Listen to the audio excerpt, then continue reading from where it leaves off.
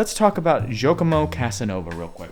Giacomo Casanova, a very controversial individual in his time, or I guess, yeah, well, both, in his time and today.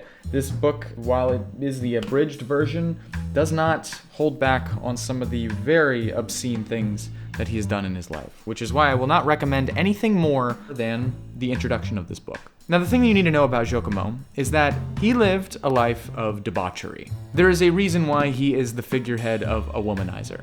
He is that, and he recognizes that in this introduction, which is why it is so beautiful. And he wrote this book because after a life of burning every bridge that is possible to burn with every relationship around him, he sat alone and recounted all of his life stories and wrote them down. And what the original copy of this and the original stories is like 3,000 pages. This man wrote so much and recalled so much over the last few years of his life to entertain himself and potentially the reader. But the important part about this is that he is not asking for forgiveness for the things that he's doing. He's being very forward with the things he did wrong and the lifestyle that he lived, and he's using it as just a means to entertain and to show what he's done. It's fascinating. And my favorite line of this is when he says, "I expect friendship, esteem, and gratitude from my readers.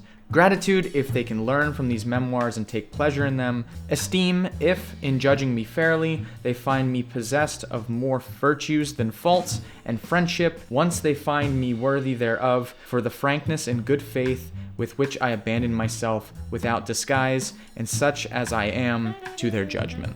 It is just the self-awareness that comes from this man and understanding all of the mistakes and things that he's done in his life, and it seems to be relatively humble about it. That's just something you don't really see all too much from, or at least I haven't.